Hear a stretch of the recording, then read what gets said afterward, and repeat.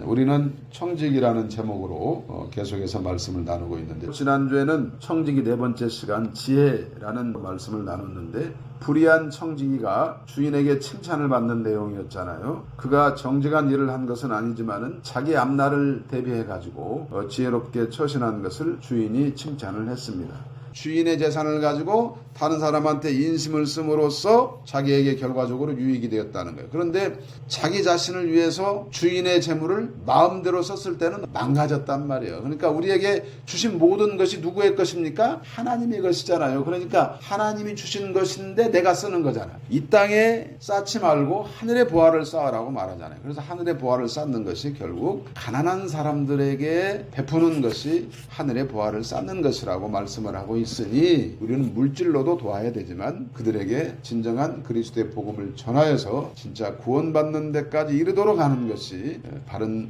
우리의 모습이다. 바른 우리의 청지기로서의 처신이다. 이렇게 말씀을 나누었습니다. 이제 다섯 번째 시간으로 먼저 귀를 열라는 거예요. 이게 먼저 어떻게 하라는 거예요? 들어보라. 이거 들어보라. 그러니까 듣는다는 거는 이제 한문으로 얘기하면 경청. 상대의 말에 이 귀를 기울여 듣는 것이 경청인데, 우리가 너무나 잘 아는 빌 게이츠라고 하는 분이 고객의 말을 많이 듣기 위해서 노력하는 것을 가장 뛰어난 사업 전략으로 삼았어요. 그러니까는 무슨 얘기냐면, 자기 말을 많이 하기보다는 고객을 만나가지고 그냥 고객으로 하여금 말을 많이 하도록 유도하는 거죠. 그래가지고 들어주는 거예요. 진지하게 들어줘. 이것이 진짜 유능한 세일즈라고, 비법이라고 이분은 이렇게 주장을 하는 겁니다. 실제 그렇게 부자가 됐으니까, 이분이 세계에서 가장 으뜸가는 부자 아닙니까? 그런 이 말이 맞는 거야. 이분이 이렇게 실천한 것이기 때문에. 그래서 대화 중에 우리가 그게 아니고 그것 말이야 하면서 상대의 말에 툭툭 끼어들어가지고 말을 잘라. 이거는 정말 나쁜 거죠. 근데 그런 사람들 너무나 많잖아요. 우리도 그러기 쉽잖아. 그래서 남의 말을 들을 줄 모르면은 어떤 대화도 함께 할 수가 없다는 겁니다. 아무리 상사라고 할지라도 소통이 부재하고 일방적으로 지시만 한다면 따르기는 따르겠지. 그렇다 할지라도 그냥 눈 가리고 아웅 대충 하는 척만 하니까 실질적으로 더 높은 어떤 의미 있는 성과를 만들어내기는 어려운 거 아니겠는가, 이렇게 생각을 해봅니다. 가정에서도 마찬가지 아니겠어요? 그래서 우리는 지금 청지기로서 갖춰야 할 덕목을 살펴보고 있는데, 하나님의 청지기는 개인의 삶도 중요하지만은 타인의 삶마저도 챙겨줘야 되는 그런 직분이라는 사실을 잊어서는 안 됩니다. 왜냐하면은 천국 시민으로서의 삶을 함께 나누어야 되기 때문에 그렇습니다. 그러므로 세상 사람들이 드러내 보이는 것보다도 훨씬 더 정교하고 세밀하게 처신을 할 필요가 있겠다, 이렇게 말씀을 드릴 수가 있는데요. 하나님의 관리자로서 하나님 우리에게 모든 것 맡겨주셨잖아요. 하나님의 관리자로서 우리는 먼저 사람들도 맡겨주셨으니까 들을 줄 알아야 돼. 들을 줄 알아야 먼저 귀를 열어야 하는데, 그렇다면 오늘 이 귀를 열어야 한다는 말씀, 야고보서 이 말씀을 가지고 어떤 뜻이 담겨 있는가를 한번 살펴보고 은혜를 나누기를 바랍니다. 19절부터 21절까지 제가 한번 읽어보겠습니다. 내 사랑하는 형제들아, 너희가 알지니 사람마다 듣기는 속해하고 말하기는 더디하며 성내기도 더디하라. 사람이 성내는 것이 하나님의 의를 이루지 못함이라. 그러므로 모든 더러운 것과 넘치는 악을 내버리고 너희 영혼을 능히 구원할 바 마음에 심어진 말씀을 온유함으로 받으라. 아멘. 무엇을 말하냐면, 거듭난 사람, 즉 예수 그리스도로 말미암아 새롭게 태어난 자가 어떻게 살아야 되는가에 대한 교훈입니다. 직접적 교훈. 이 당시에 잘못된 가르침이 많았잖아요. 잘못된 가르침. 이 당시 교회의 상황이. 그렇기 때문에 잘못된 가르침에서 벗어나서 거듭난 영혼으로서 새로운 삶을 어떻게 살아야 할 것인가를 교훈해 주는데, 먼저 들으라고 말하고 있는 거예요. 자기 주장 내세우고 화내고 이러는 거 하지 마라, 이렇게 말하고 있어요. 그러니까는 19절에서 듣기를 속해하라고 말하는 것은 우선은 하나님의 말씀을 거절하지 말라, 그런 뜻이 담겨 있어요.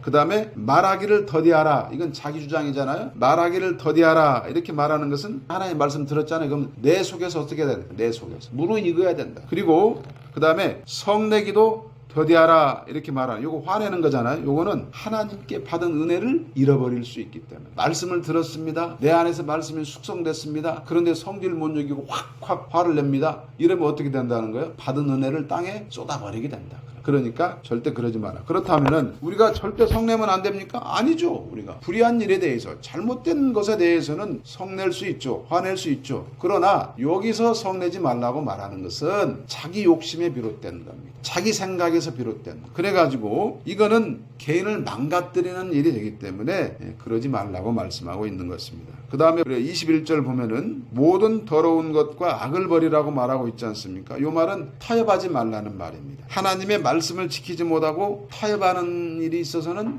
안 되겠죠. 거듭나기 전에 지니고 있던 습성들이 바로 이런 겁니다. 그러니까 옛사람의 모습이라고 볼 수 있는 것이죠. 주 안에서 새 사람이 되었다는 얘기는 뭐예요? 더러운 옷을 벗었다는 얘기잖아요. 찌든 때를 벗겼다는 거잖아요. 새 옷으로 갈아입었다는 거잖아요. 그러니 어떻게 뒤돌아보면 안 된다는 말입니다. 그런데 그때가 그립다고 뒤돌아봅니다. 이런 일들이 참으로 많은데요. 이거는 마치 여러 기적들을 체험하면서 애굽에서 떠나온 이스라엘 백성들이 먹고 마시는 것 때문에 애굽을 그리워한 것과 마찬가지다. 이렇게 생각할 수가 있습니다. 10가지 재앙 속에 그 과정 속에서 얼마나 놀라운 기적들을 체험했습니까? 심지어 바다가 한가운데 갈라져가지고 바닥이 마른 땅이 돼가지고 그걸 건너왔는데, 그리고 막 구름기둥, 불기둥으로 인도하시는 하나님을 경험했는데, 그럼에도 불구하고 먹을 거 없다고 마실 거 없다고 불평했던 이스라엘 백성들 아닙니까?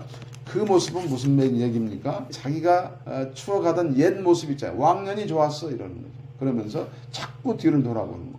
요거 하지 말라고 말씀하는 겁니다.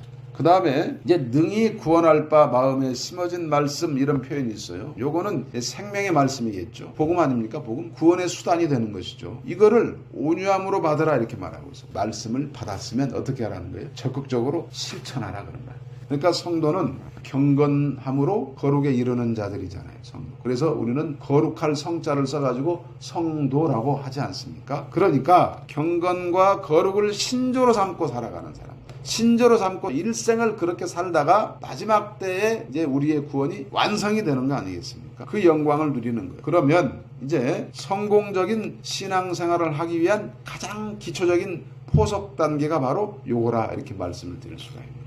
그러니까 최소한의 포석인 겁니다. 예를 들면은 우리가 분을 품고 있어요. 또 어디 가서 죄를 지었어요. 그러고서는 기도한다고 앉아 있어요. 그러면 정상적이면 이게 기도가 됩니까? 안 되는 겁니다. 근데 기도하는 사람들이 있어요. 아주 잘하는 사람들이 있어요. 그 사람들은 이제 꾼들이죠, 꾼. 이거 문제가 있는 거죠. 그죠? 이게 신앙의 기초라고 할 수 있는 기도와 같은 것들. 이런 것들도 이렇다고 봤을 때 우리가 어떠한 태도를 가져야 하는가 하는 거는 명확관하게 알 수가 있는 것입니다. 그래서요, 요거를 정리를 해보면 첫 번째로 경청하라는 것은 거절하지 말라는 것. 하나님의 말씀을. 두 번째로는 자기주장 삼가라는 것은 말씀이 내 속에서 무르익어야 된다는 거고. 세 번째, 모든 더러운 것, 악을 버리라는 것은 세상과 타협하지 말라는 것이고. 네 번째, 구원의 수단인 생명의 말씀을 온유함으로 받으라는 것은 적극적으로 실천하라는 것이다. 이렇게 정리를 일단 해봅니다.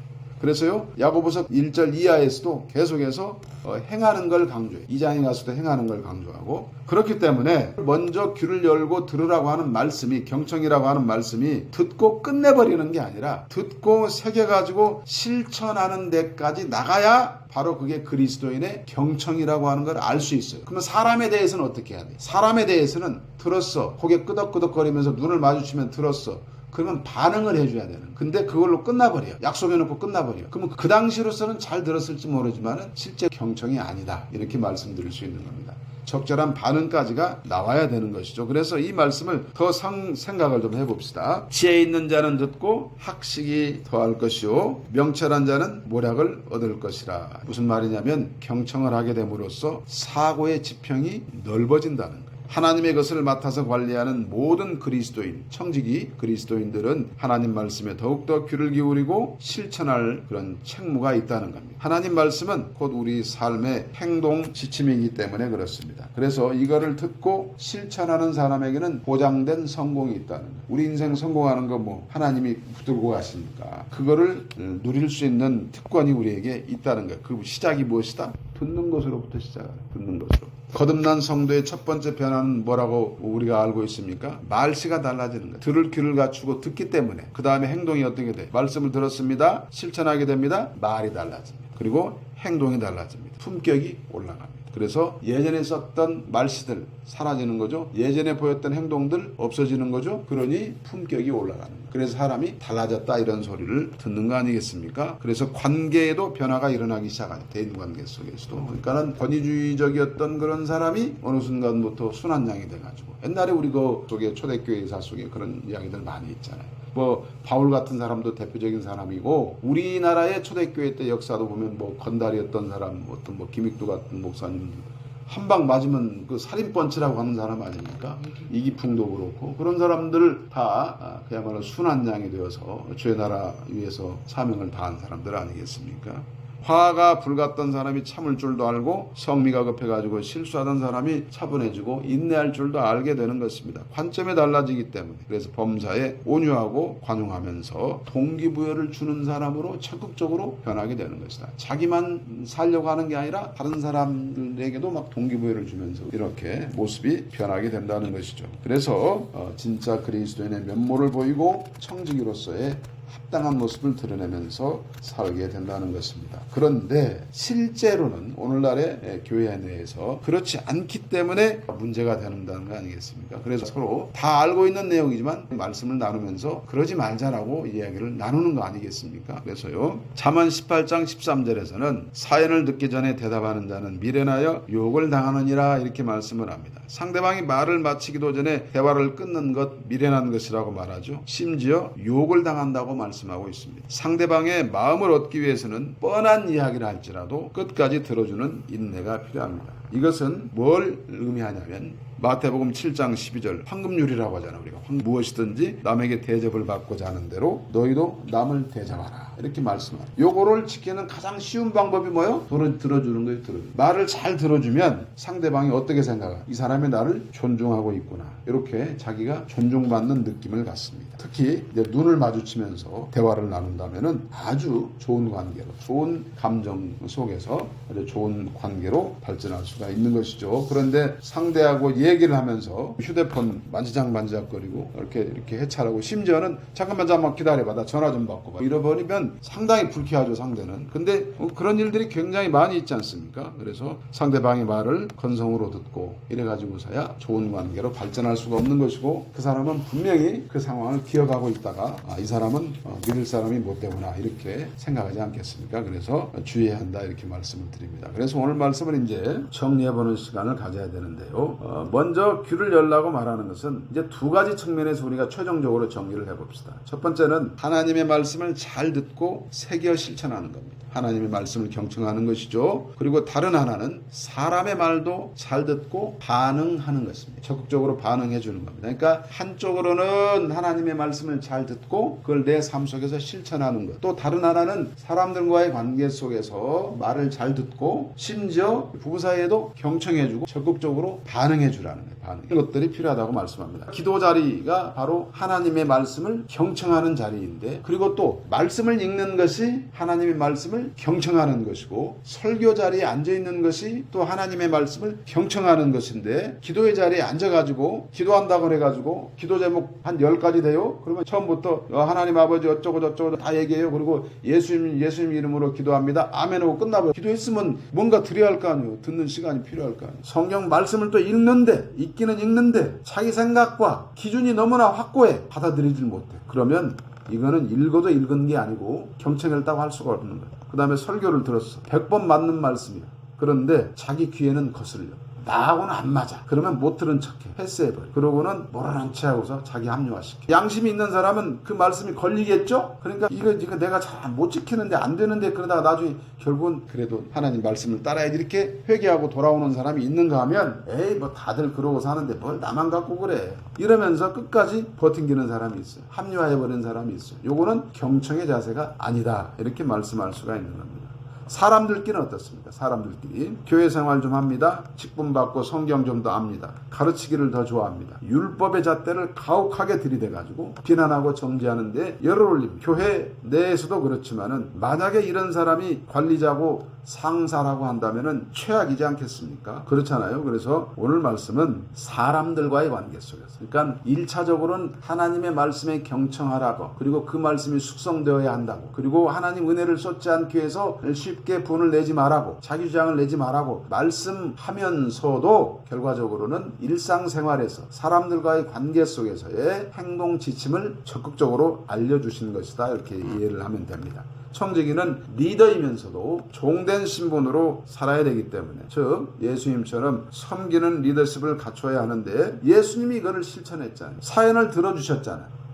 병을 고쳐줬잖아요. 예수님의 발을 씻겨줬잖아요. 예수님이 다. 그러니까 어떻게 행위로까지 완전하게 완벽하게 마무리했잖아요. 그죠? 그러니까 우리는 주님의 모범을 따라야 되겠죠. 그런데요, 우리는 주님의 모범을 따르기는커녕 세상 사람들보다도 못할 때가 많다. 여기에 더 큰 문제가 있는 겁니다. 세상을 보십시오. 세상 사람들도 성공하는 대화법이니 성공하는 마케팅이니 갖가지 이런 것들이 많이 나. 무슨 카네기 처세술이니 해가지고 엄청 책도 많이 팔리고 이러잖아요. 그러니까 뭘 강조해 이 사람들이? 제일 먼저 듣기를 강조하고 있잖아요. 그런데 교회 내부를 보면 더 안 들으려고 해요. 목사가 성도들의 말을 안 들으려고 하고, 성도들도 목사가 하는 말을 안 들으려고 하고, 장로와 목사도 서로 티격태격거리고, 특히나 사상과 이념 문제, 여기에서 갈등이 일어나고 이거는 아니 서로 다른 주장할 수 있잖아. 다른 정파 좋아할 수 있잖아. 그렇잖아요. 근데 왜 그걸 용납을 못 하는 거야? 안 들으려고 그래. 그냥 들으려고. 사생결단을 내버리는 거야.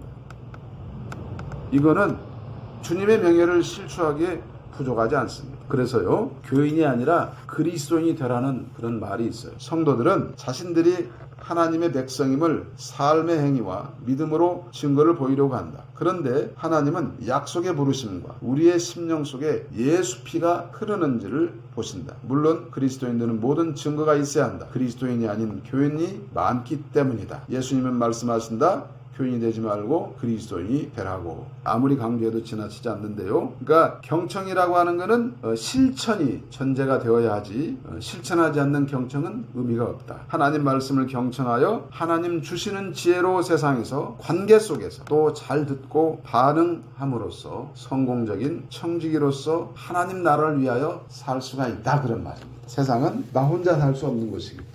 가정에서도 나 혼자 가정이 이루어집니까? 아니잖아요. 최소한 2명은 있어야 할 거 아니에요. 1인 가정 이렇게도 말하지만 엄밀한 의미로 하려면 2 이상은 돼야 되겠죠. 그러잖아요. 그러면 이루고 살아갈 때 먼저 가족 구성원끼리 들어주고 또 동의해주고 또 문제가 있으면 조정해 나가고, 이러한 노력들이 필요한데, 이러한 귀한 은혜로운 말씀들을 가지고 한 주간 동안 힘차게 살아내시기를 주의 이름으로 축복합니다.